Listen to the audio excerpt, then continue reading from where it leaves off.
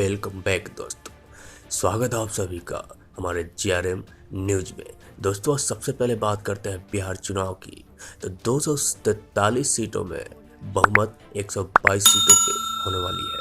और पार्टी के नाम बता दें दोस्तों, तो एनडीए 95 कुल सीट लाई है और 45% वोटिंग वहाँ हुई है। महागठबंधन की 122 सीटें आई है, 43% वोटिंग हुई है। और अन्य की बात करें तो 24 सीट आई है, 12% वोटिंग हुई है।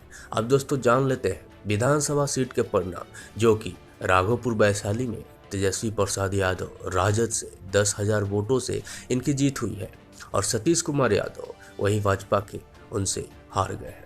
पटना साहिब की बात करें दोस्तों, नंदकिशोर यादव भाजपा से जीते हैं और प्रवीण कुमार कुशवाहा कांग्रेस से हारे हैं। बंकीपुर पटना में दोस्तों कांटे की लड़ाई चल रही थी, वहीं पे नितिन नवीन भाजपा से 9,000 वोटों से जीते हैं और पुष्पम प्रिया चौधरी पुलरस पार्टी से 10,000 वोटों से हारी है।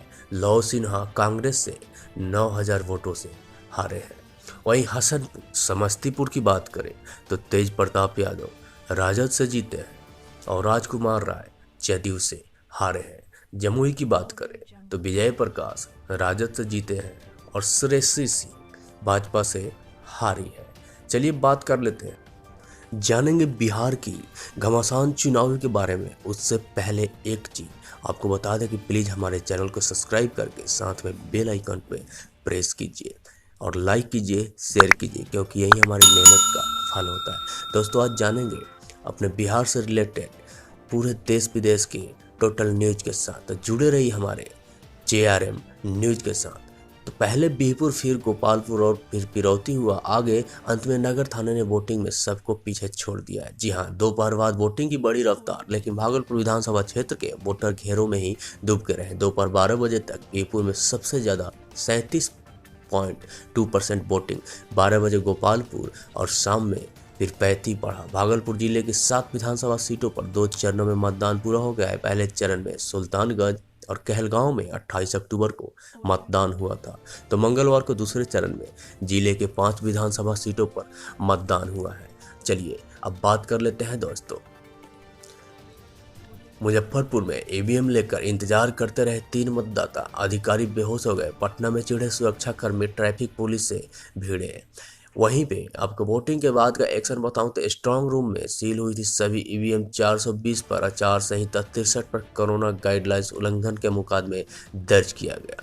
बिहार में दूसरा फेज खत्म हुआ चुनावी घमासान का, 94 सीटों पर 54.44% वोट पड़े। वहीं 2010 से 3% ज़्यादा और पिछली बार से 2% कम वोटिंग हुई है।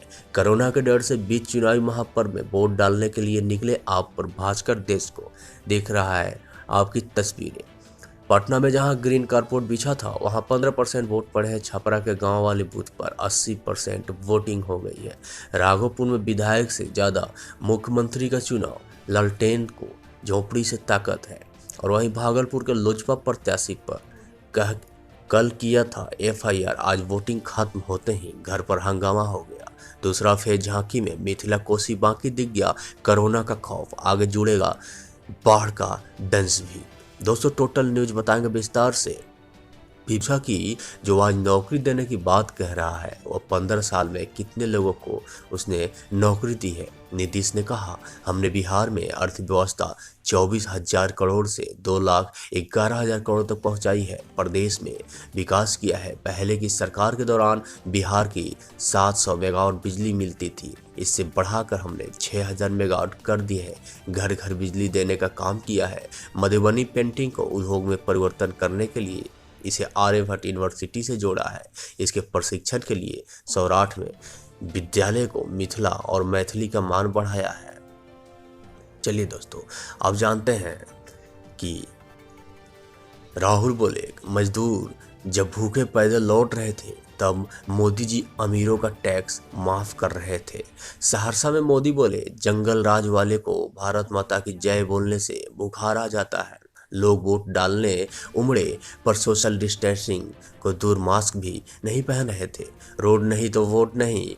ये दानापुर के चंदमारी में बूथ नंबर 198 पर 827 वोटरों में से कोई नहीं आया वोट देने।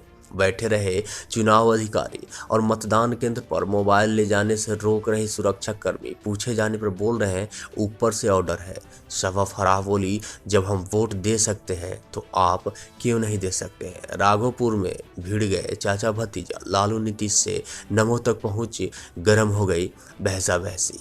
चलिए दोस्तों, अब जानते हैं हसनपुर में जदयू से कितना निकल सकेंगे तेज प्रताप। वोटिंग के दौरान भी नहीं निकल रहा है साफ रुझान। जी हाँ दोस्तों, 2 बार के विजेता जदयू के राजकुमार बने रहे या लालू के लाल नहीं, बता रही जनता। पूछने पर दोनों की टक्कर बता रहे हैं कि 10 नवंबर की तारीख भी सुना देंगे। रहे हैं वोटर जदयू के राजकुमार राय हैट्रिक और राजद के तेज प्रताप यादव ओपनिंग की कोशिश कर रहे हैं, लेकिन दोनों में किसी के लिए हसनपुर की पिच पर खेल आसान नहीं दिख रहा है। मतदान के समय दैनिक सारे वोटरों को खासकर एक्टिव लोगों से बात की, लेकिन कोई स्पष्ट रुझान नहीं दिखा है। जदयू से कितना निकल सकेंगे तेज प्रताप, इस सवाल पर सभी ने गोलमोल जवाब दिया है। कोई खुलकर बताने की स्थिति नहीं की है। जदयू राजद में कौन आगे है, हालांकि टक्कर में लोग इन्हीं दोनों के हैं।